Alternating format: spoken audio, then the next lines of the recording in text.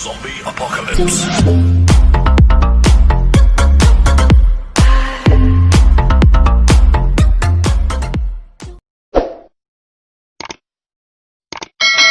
to my YouTube channel. My dear students, today I'm going to just discuss about agreement of the verb with its subject.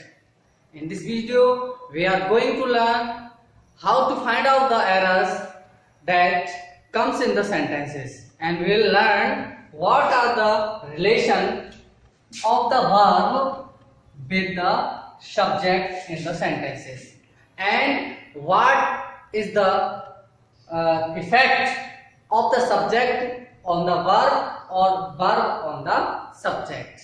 So let's see. Dear students, देखते हैं कि जो verb है, सबसे पहले हमें title के बारे में समझना है कि ये जो वर्ब है, वर्ब का जो संबंध है सब्जेक्ट के साथ क्या होता है, अर्थात क्या एग्रीमेंट होता है और कैसे होता है। ठीक है, तो इसी के जो हमें एरर मिलने वाले हैं इन्हीं पर मिलने वाले हैं, और यदि हमें ये पता चल जाएगा कि वर्ब का सब्जेक्ट और सब्जेक्ट का वर्ब के साथ क्या एग्रीमेंट है, तो हम इजीली फाइंड आउट एरर्स कर सकते हैं। So dear students, rules first देखते हैं और उसके अकॉर्डिंग एग्जांपल्स देखते हैं। जब दो या दो से अधिक एक वचन की संज्ञाएं एंड से जुड़ी होती हैं, तो जो वर्ब आती है उसके साथ वो प्लूरल वर्ब आती है। When a singular number, ठीक है ना, जब एक वचन की संज्ञा अर्थात more than one singular number is connected the conjunction and then the verb is used plural number, अर्थात बहुवचन की संज्ञा उसके साथ, बहुवचन की वर्ब उसके साथ आती है।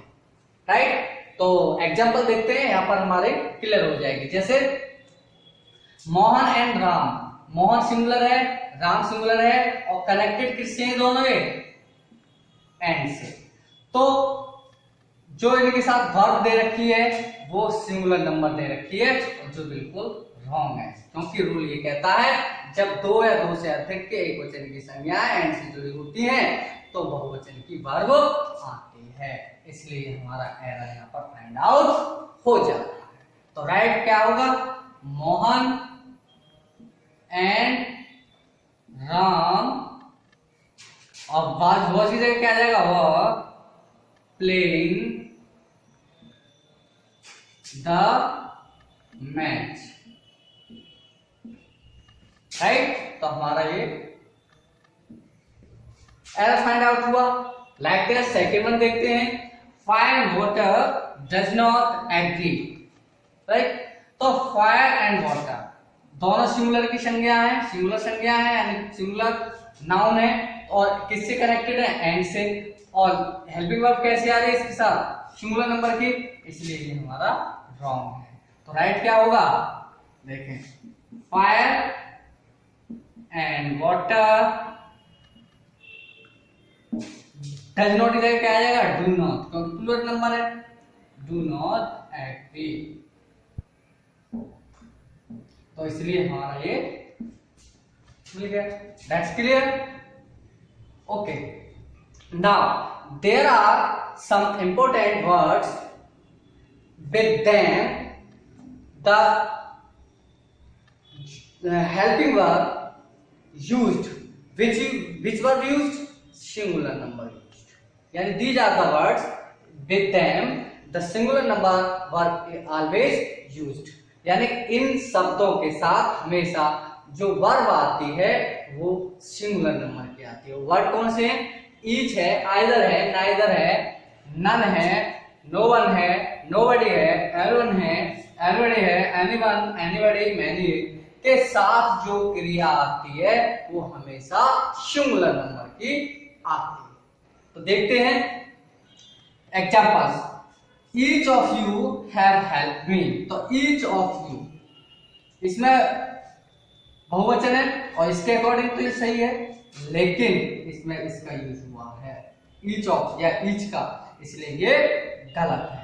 तो राइट क्या हो जाएगा, each of you has help me, right. तो हमारी जो वर्ब है वो सिंगुलर नंबर के साथ आएगी, जो यहां पर प्लूरल में है। ओके, नेक्स्ट वन देखते हैं, नाइदर ऑफ देम। देम भी कैसा प्लूरल है, ठीक है। अब जब प्लूरल है तो इसके अकॉर्डिंग तो ये ठीक होनी चाहिए, but this is the wrong here. But right sentence would be like that,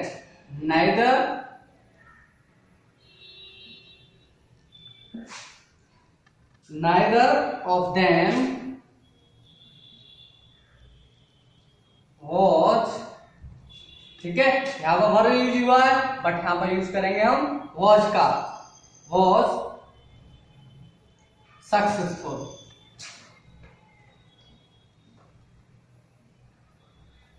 ठीक। तो like that we have find out the error by reading the rules and examples. My dear students, I hope you have got these things. Okay, अब मैं next इसी में आगे बताने वाला हूं जो कुछ वर्ड्स और हैं जो बहुत ही इंपॉर्टेंट हैं आपके कंपटीशन एग्जाम्स के पर्पज से, आपके बोर्ड एग्जाम्स के पर्पज से। वो वर्ड्स और क्या हैं, जैसे as well as, with, along with, together with, in addition to। ये कुछ ऐसे वर्ड हैं जिनके साथ जो क्रिया आती है वो पहले सब्जेक्ट के अनुसार आती है, ठीक है। ट्राई टू अंडरस्टैंड, समझे ऐसे। मैं जो समझाने वाला हूं वो इस प्रकार से है कि यदि वाक्य में ये जो वर्ड हैं इनका प्रयोग हुआ है और इन शब्दों से दो या दो से अधिक नाउन जुड़े हुए हैं, सब्जेक्ट जुड़े हैं, चाहे वो एक वचन के हो चाहे बहुवचन के, लेकिन इनके साथ जो वर्ब आएगी वो पहले सब्जेक्ट के अकॉर्डिंग आएगी। इसके एग्जाम्पल देखने से पहले मैं आपसे रिक्वेस्ट करता हूं, प्लीज वीडियो को देखते देखते सब्सक्राइब करना, मेरे चैनल को लाइक करना और कमेंट करना, और हो सके तो अपना टॉपिक मुझे बताना, जिससे कि मैं आपको उस टॉपिक पर वीडियो बनाकर दूं। Okay, so let's see the next rule. So dear friends, now see the another examples and rules to find out the errors that comes in the sentences.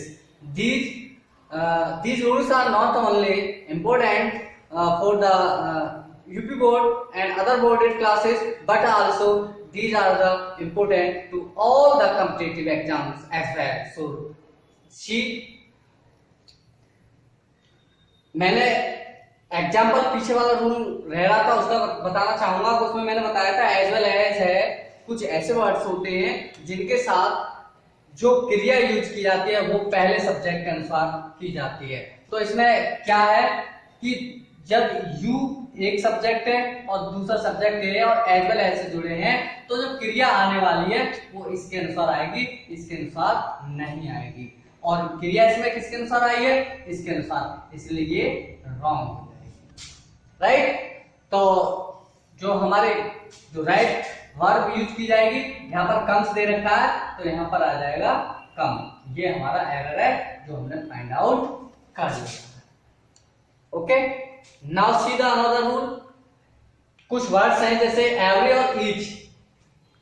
जब एवरी और ईच जो word है and से जुड़ते हैं, ठीक है, तो उनके साथ जो क्रिया आती है वो एक वचन की आती है। यानी कि एवरी सॉरी मैंने बड़ी लिख दिया है, एवरी आएगा,